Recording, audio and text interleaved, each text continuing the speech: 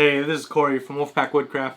In today's video, we're going to be talking about relying on gear versus relying on skill and how there are different phases in camping, bushcraft, woodcraft, survival, and depending on the phase you're in, depends on what exactly it is you need.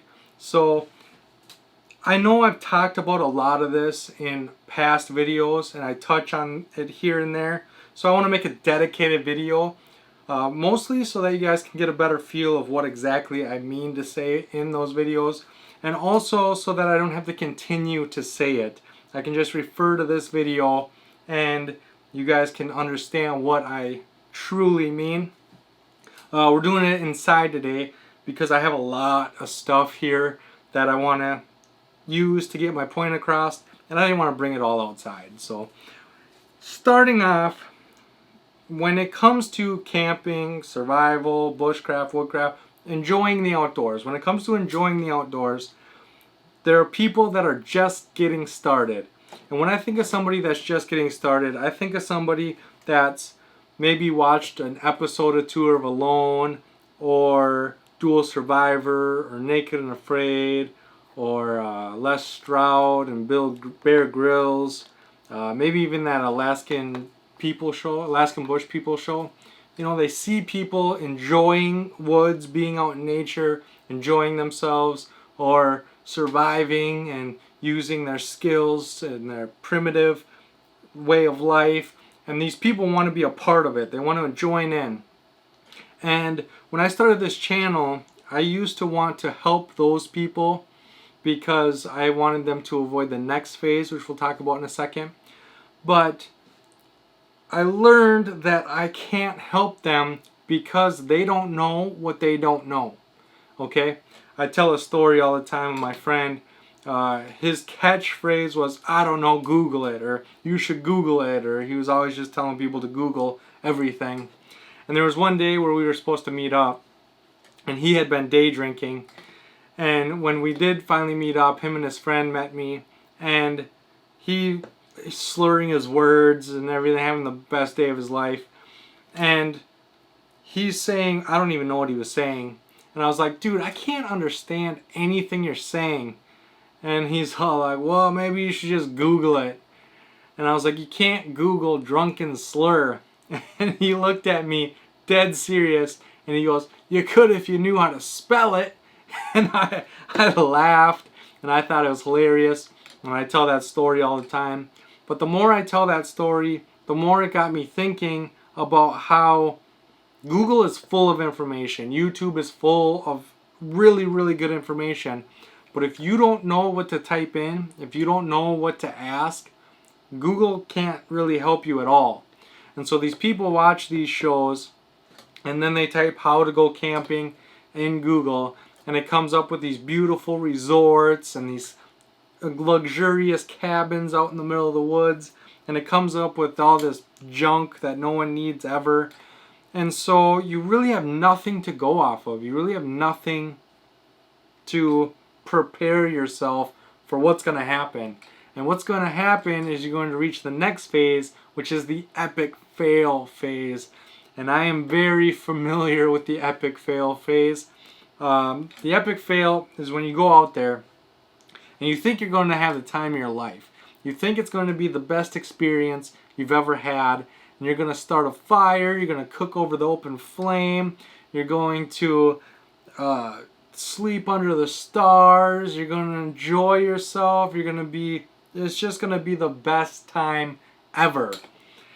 And you get out there, and the bugs are driving you insane. It's so hot and humid, and you're sweaty, and you just feel gross.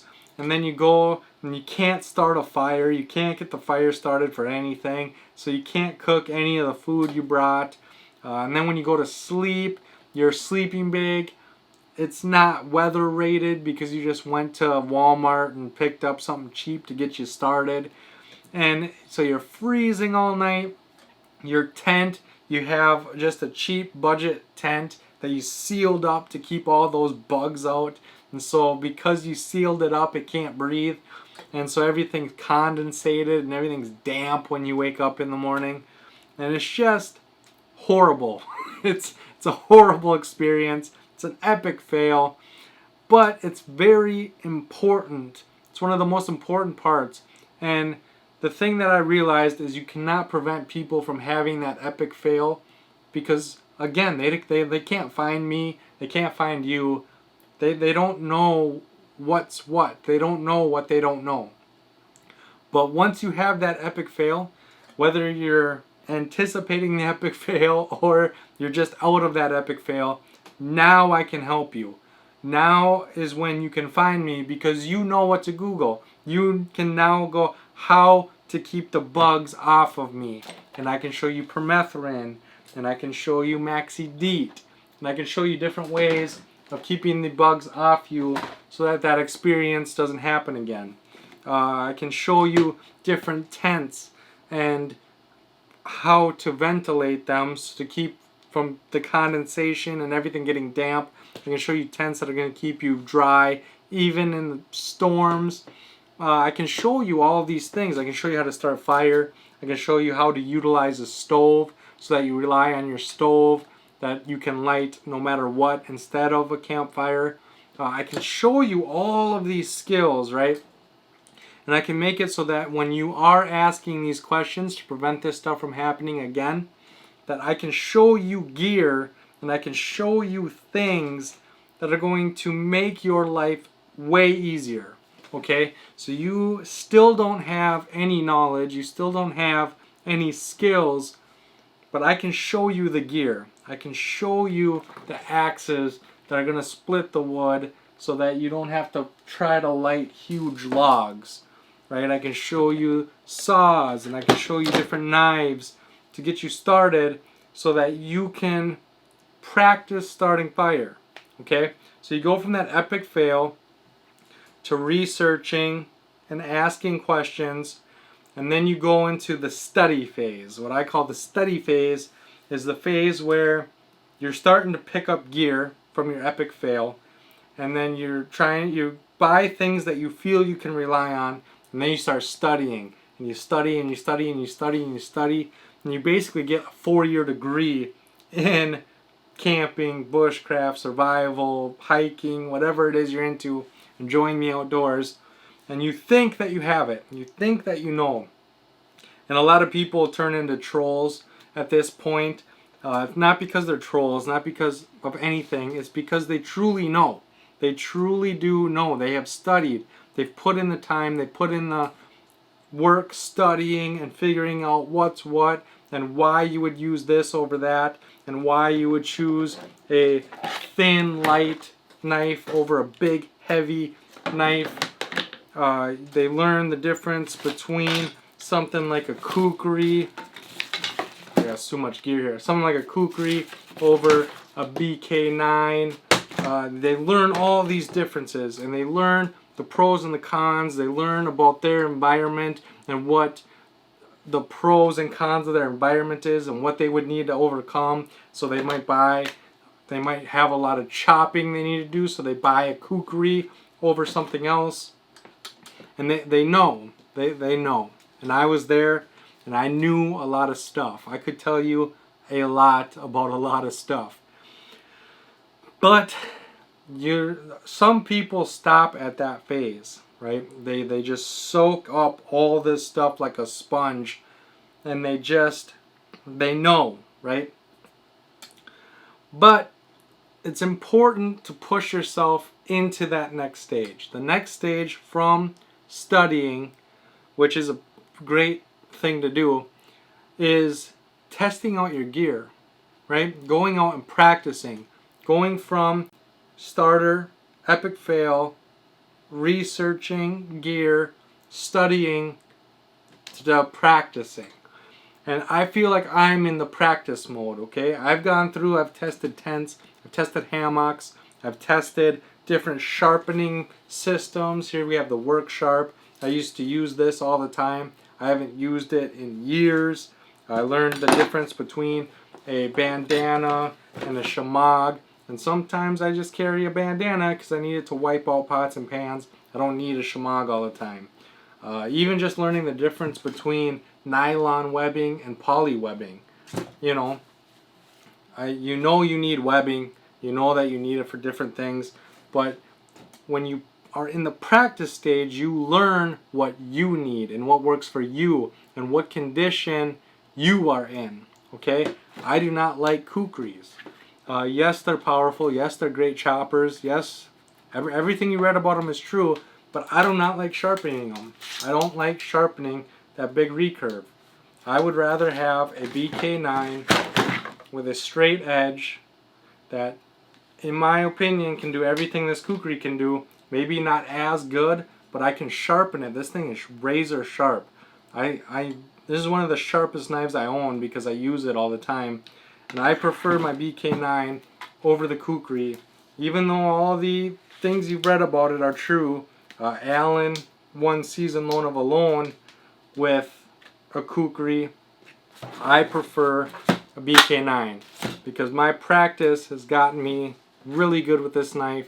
I've learned its little pros, I've learned its cons, and the pros outweigh the cons on this more than this. I like having a sharp knife.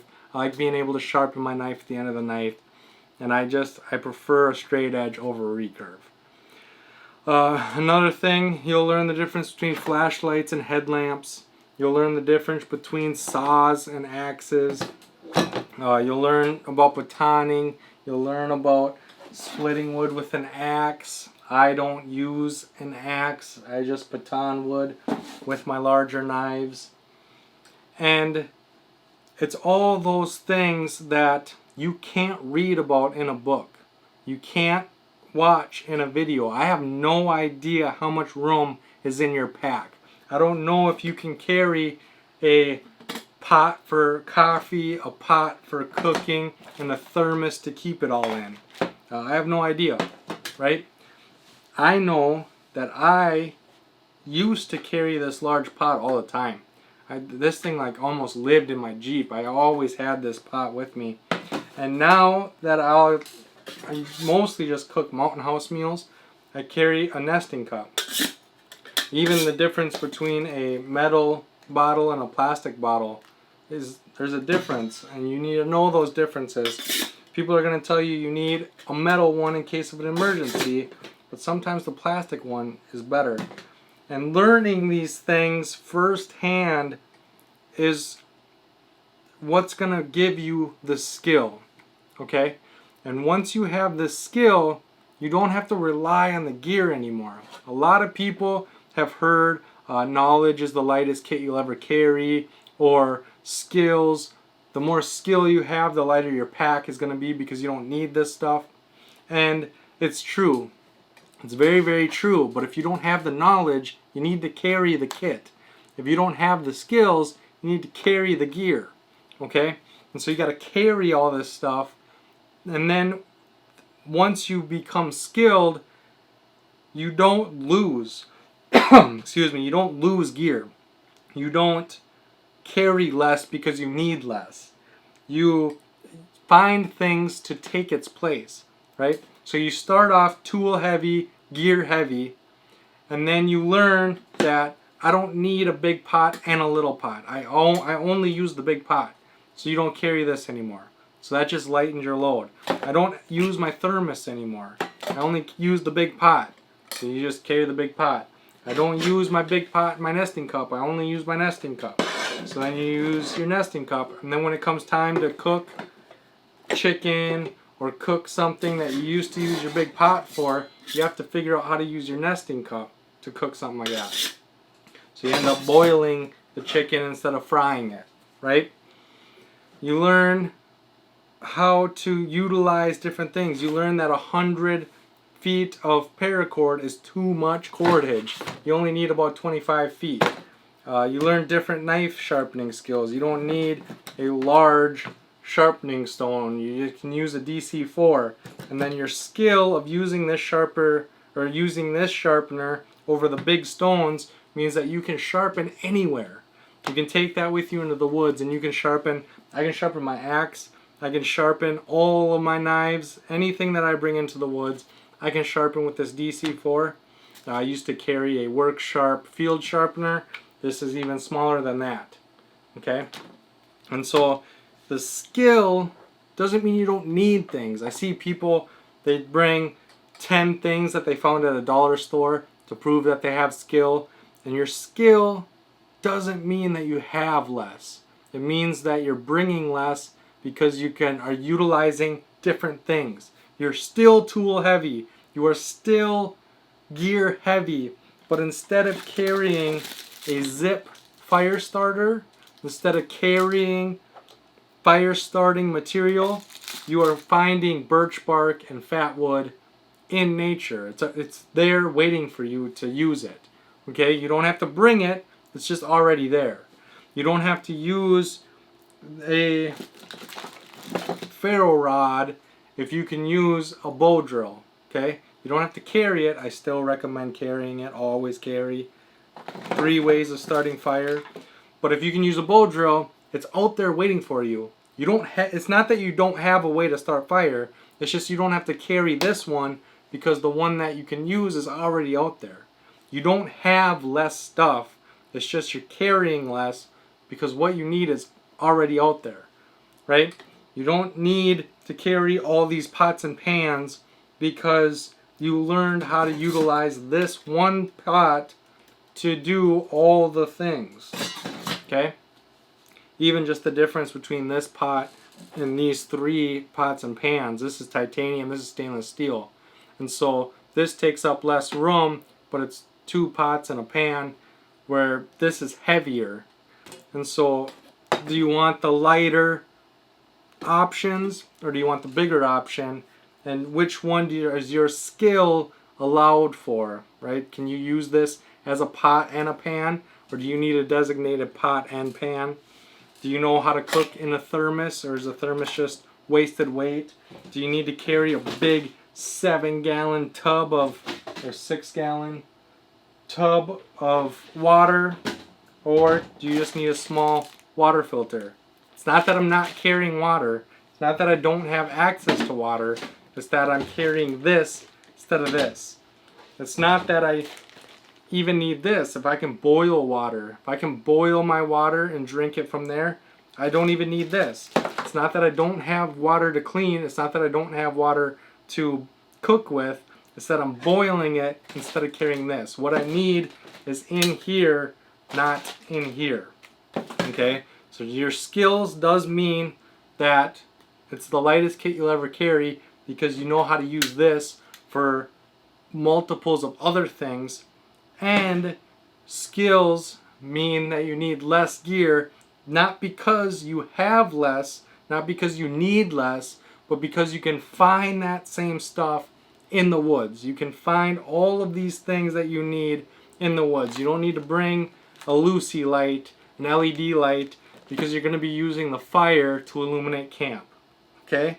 You don't change it. You don't go with no light at all. You know, it's not that you don't have any light at all. It's that you're utilizing the fire as light. Okay? So I think I made my point. I think that you understand where I was going with this. Another thing that I want to talk about real quick is the importance of finding the shortcomings in your gear. Okay? This right here is a Snow Peak spork. This is Caroline's favorite spork ever for a long time, but it's short. And when we're eating our Mountain House meals, your hand gets all messy getting to the bottom. And so what we found is long handles. So she likes sporks. I like spoons and forks.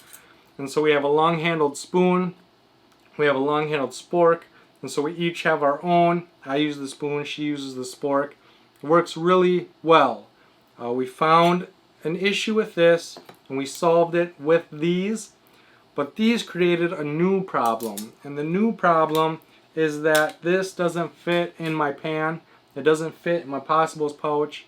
They don't fit anywhere because they're so long. And so we invested in a Yuko knife, spoon, and fork set. I don't know what this thing is called. But it's a dedicated fork and spoon. And then they attach together and make a long-handled spoon or fork. So this wasn't long enough. Solved that problem. This was too long. This solved that problem. Because it splits in half, it's able to fit inside my pot. It's able to fit inside my possibles pouch. It's still long, so I can use it for Mountain House meals. It's sturdy. I really, really like this system right here. And I'm going to have to get another one because me and Caroline both need one now. But this is what we were looking for. But we did it through practicing. We found something we liked. We found the disadvantages of it through practicing. There was no book, there was no video that told us this wasn't going to work. We just found out it wasn't going to work. We solved the problem, which created a new problem, and we solved that. And so it's because of the practice phase we were able to be skilled enough to learn this is what we need. This is the answer that we've been looking for that we wouldn't have known had we never gone out and tried. Okay? So that being said, make sure to leave any knowledge or questions in that comment section. I know this video got long and rambly, but I really feel like I got the point across. I feel like I said all I wanted to say, and I think that this will be a good video to reference to, but it'll be even better if you leave any knowledge or questions in that comment section. I want to know, did I leave anything out? Is there anything you wanted to add when it comes to people that are starting, studying, practicing, or skilled? Leave it in the comment section. I want this video to be full of knowledge, and I know that you guys have a lot to offer. So, that being said, I cannot wait to see you on the next video.